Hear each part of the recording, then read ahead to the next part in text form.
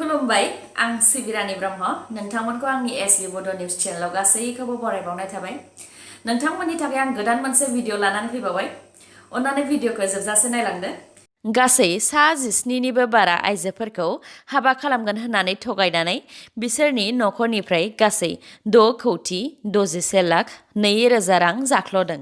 बे जाथाया हायद्राबादाव जादों।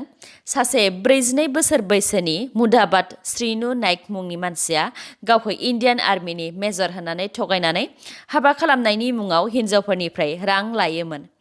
मुदाबाद श्रीनु नाइकआ गासै 17निबो बारा आइजोफोरखौ हाबा खालामनायनि मुङाव थगायनानै बिसोरनि नखरनिफ्राय गासै 6,61,02,000 रां थगायदों।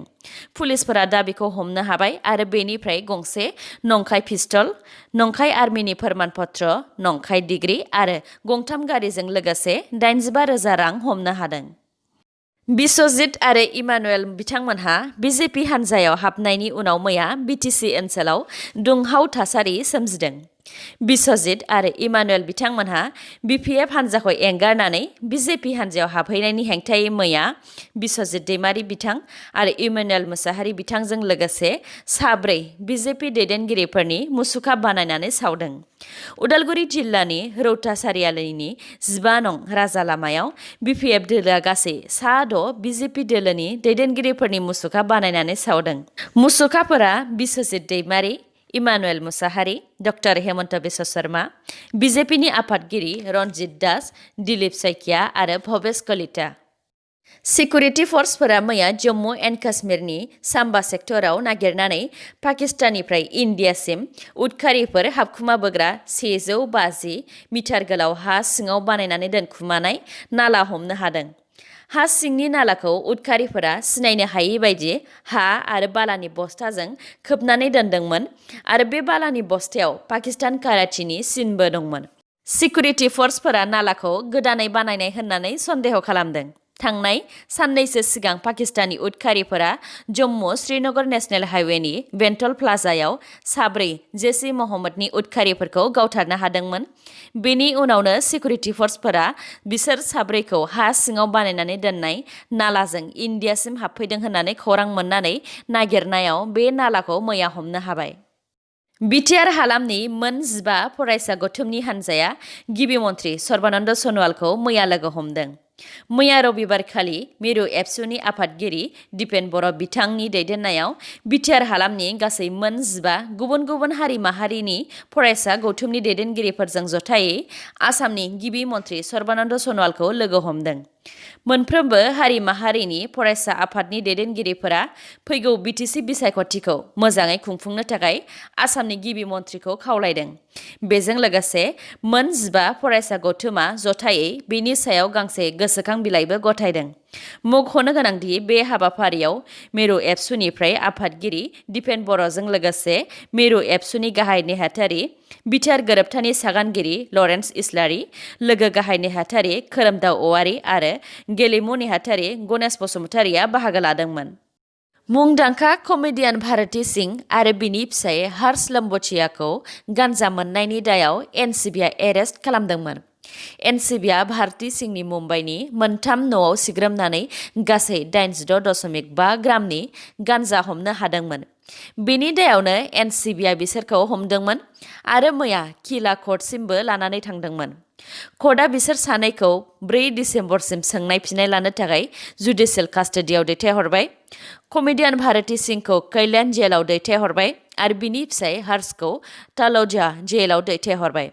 भारती आरो हर्षआ बेलनि थाखायबो एप्लाइ खालामदोंमोन आरो बेनि सायाव कर्टआ दिनै हियारिं होगोन।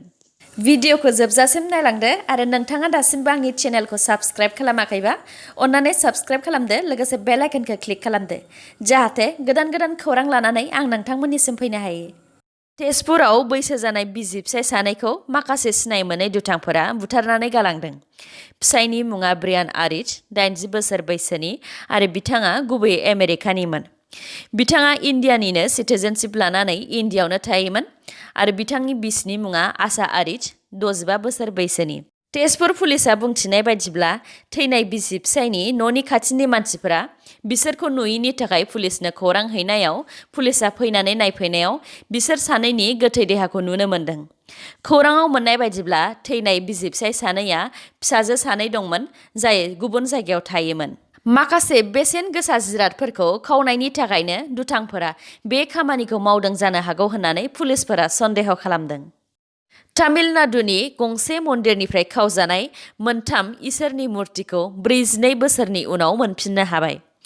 42 बोसोर सिगांनो तामिलनाडुनि गंसे मन्दिरनिफ्राय मोनब्रै इसोरनि मुर्तिफोरा खावजादोंमोन। खावजानाय मुर्तिफोरा ब्रन्जजों बानायनायमोन आरो मुर्तिफोरा इसोराम, सीता, लक्ष्मण आरो हनुमाननिमोन।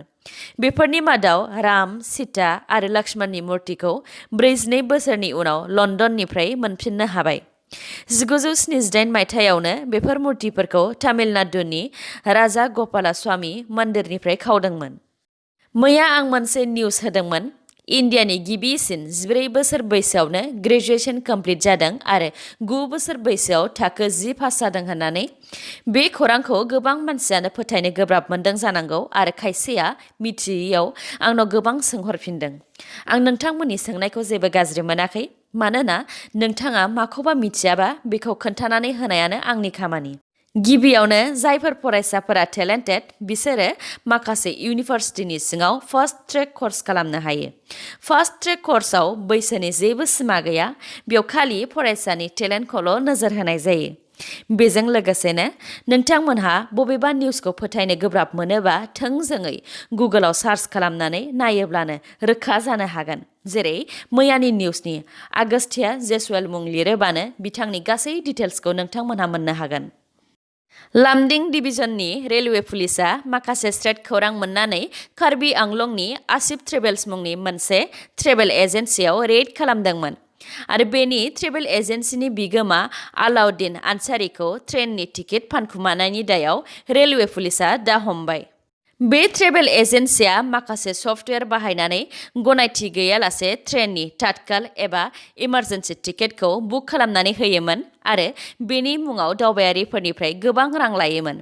रेलवे पुलिसा दा दायनिगिरि आलाउद्दिन आनसारिखौ हमबाय आरो बेफोरबायदि खामानि मावग्राफोरखौ हमनो थाखाय दा नागिरबावगासिनो दङ। बेनि अनगायैबो रेलनिनो मोनसे जाथाय, कामाख्या रेलवे स्टेशनाव सासे 40 बोसोर बैसोनि मानसिया ट्रेनाव बारसोमनानै थैनो नागिरदोंमोन। बेखौ नुनानै खारबोबाय थानाय कामाख्या मुरखं सेलेक्ट स्पेशल एक्सप्रेस ट्रेननि ड्राइभारा इमार्जेन्सि ब्रेक लानानै मानसिखौ ट्रेनाव बारसोमनानै थैनो नागिरनायनिफ्राय बासायनो हादों। उनाव आरपीएफआ मानसिखौ ट्रेननि इन्जिननि मोखांनिफ्राय गोथाङै बोखांनानै लाबोफिननो हादों। खौराङाव मोननाय बायदिब्ला थैनो नागिरग्रानि खर'आ बारा मोजां नङामोन। कभिड-19नि थाखाय 7 दाननिबो बारा बन्द खालामनानै दोननायनि उनाव काजिरङा नेशनेल पार्कखौ 21 अक्ट'बराव खुलिफिननाय जादोंमोन। 21 अक्ट'बरनिफ्राय लानानै दासिम दान मोनसेयाव गासै 11,000निबो बारा बेरायग्राफोरा बेरायहैदों। काजिरङा नेशनेल पार्कनि डाइरेक्टर पि शिव कुमार बिथाङा बुंथिनाय बायदिब्ला थांनाय दान मोनसेयाव पार्कआव गासै 11,968 सुबुंफोरा बेरायहैदोंमोन, जेराव 27आ गुबुन हादरनिफ्राय फैनाय बेरायग्राफोरमोन। रिपर्टनि बायदिब्ला काजिरङा नेशनेल पार्कआ बोसोरफ्रोमबो गड़ एबा एभारेज 5.2 कौटि खामायो, जायखौ पार्कखौ सामलायनाय आरो स्टाफनो बेथन होनायाव बाहायो। दिनैनि निउसआ एसेनोसै। गाबोन आरो गोदान निउसजों लोगो मोनफिनबावगोन। नोंथांमोना दासिमबो आंनि चेनेलखौ साबस्क्राइब खालामनानै लायाखैबा अन्नानै साबस्क्राइब खालामनानै लादो आरो लाइक, कमेन्ट आरो शेयार खालामनो दाबाव। गोजोन्थों।